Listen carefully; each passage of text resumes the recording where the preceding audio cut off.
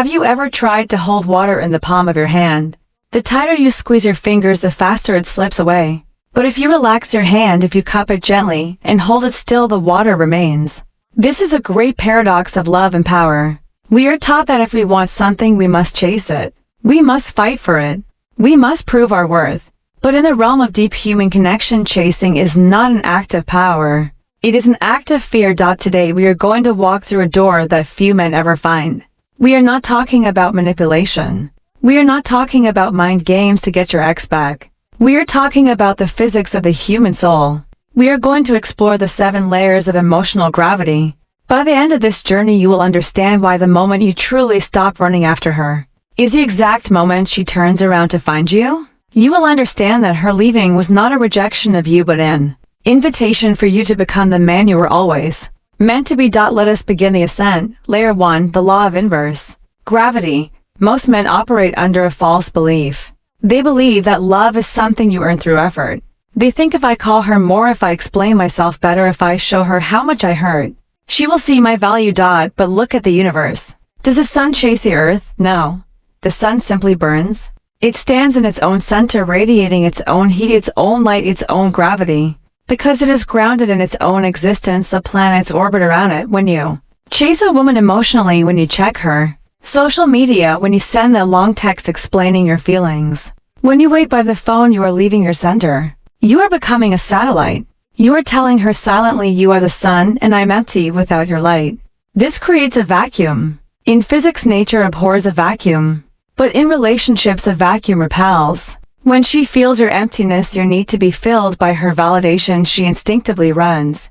Not because she is cruel, but because she cannot carry the weight of your soul and hers at the same time. The shift happens when you decide to become the sun. You stop seeking warmth and you start generating it. You engage in your life, your mission, your body, and your spirit with such intensity that you create your own gravity.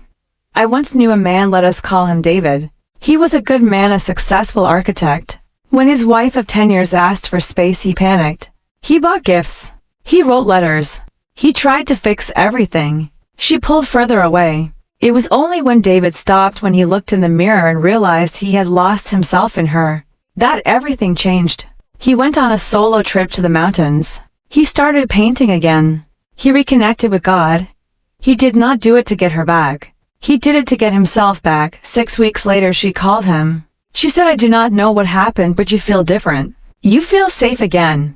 She came back not because he fought for her, but because he fought for his own center. Layer 2. The mirror of silence. We are terrified of silence. We think silence means we are forgotten. But in the ancient traditions, silence is not empty. Silence is full. Silence is a mirror.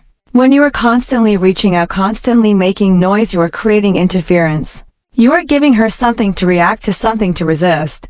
You become the villain in her story, the annoying ex, the needy man. But when you embrace total silence, you remove the interference. You hold up a mirror.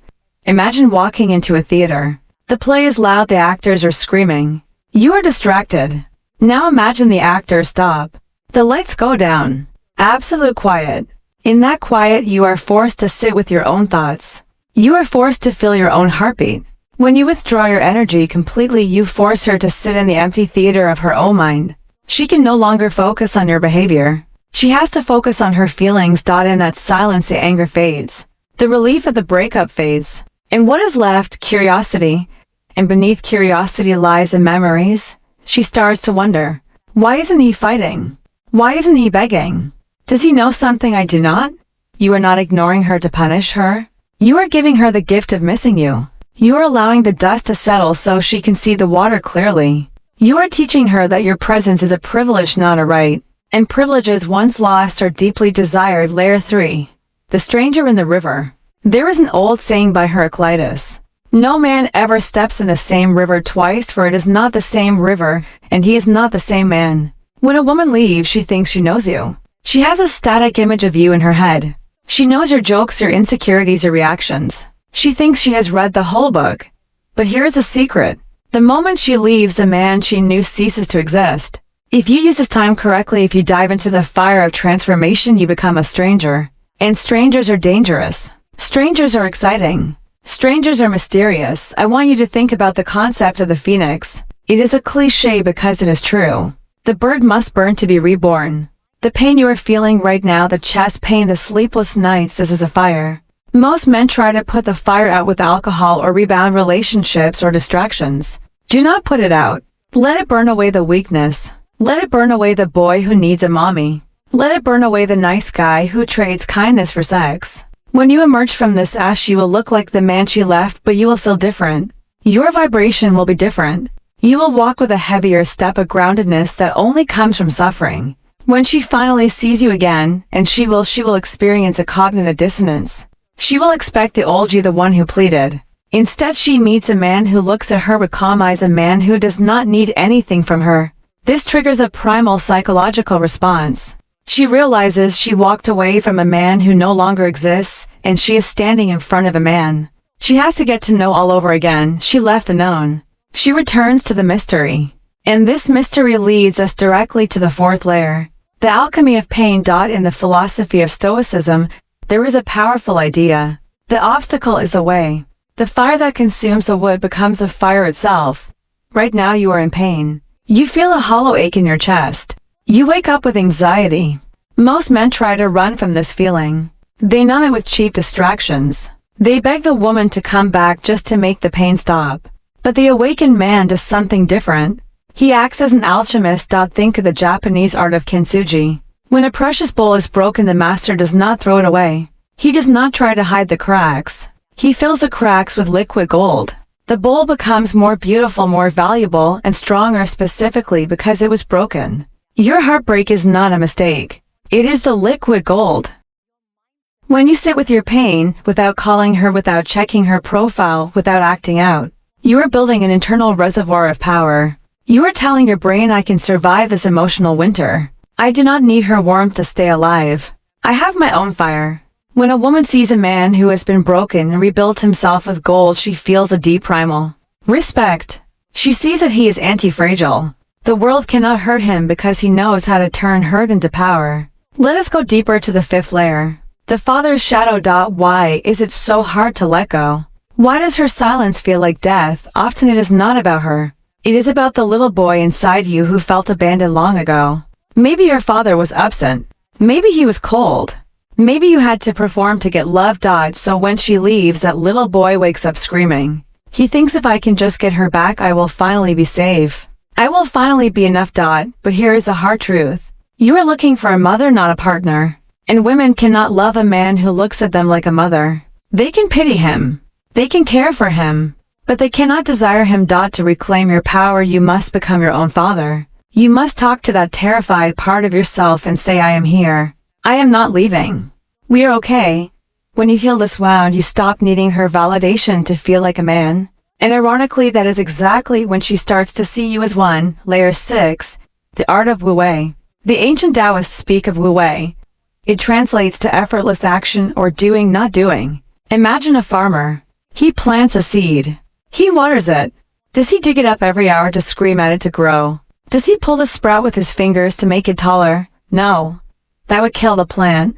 He trusts the soil. He trusts the sun. He trusts the timing of the universe. Chasing is forcing. It is digging up the seed. Wu Wei is the art of trusting your own value enough to wait. It is knowing that you have planted the seeds of who you are. You were kind. You were loving.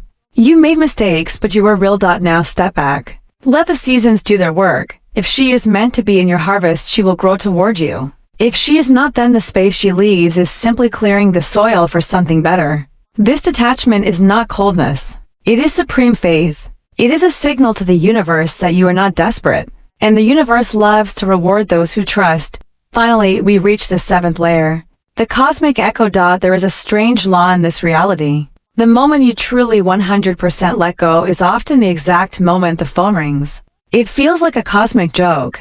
But it is a test. The universe wants to know. Are you real?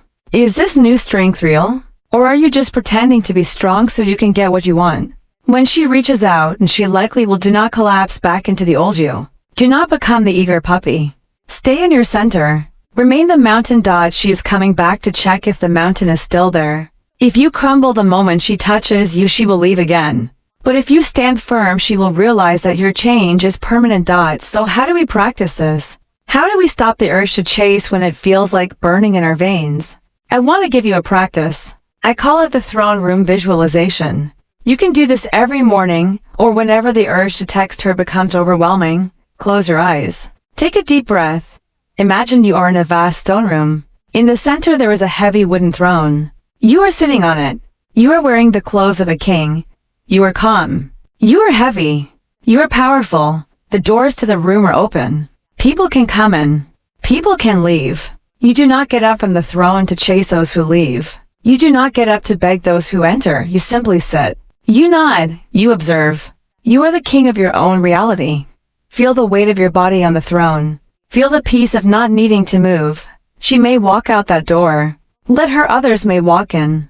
Welcome them. But never ever leave your throne. My friends, the pain you feel right now is a chisel sculpting you into a masterpiece. Do not run from it. If you chase, you remain a boy. If you stand, you become the king. The choice has always been yours. And remember, the sun does not chase. It burns. Before you go, I have one final question for you. Are you just consuming information, or are you building a new reality? The world is full of men who know what to do but never do it. Do not be one of them. If you are truly ready to master your emotions and reclaim your masculine power, then this channel is your sanctuary. Click the subscribe button and turn on the notification bell. Do not do it for me. Do it as a promise to yourself. A promise that you are done with the old ways and you are committed to this path of ascension. Join the brotherhood. Let us rise together. I am your guide on this journey. Stay strong. Stay stoic. And I will see you in the next video.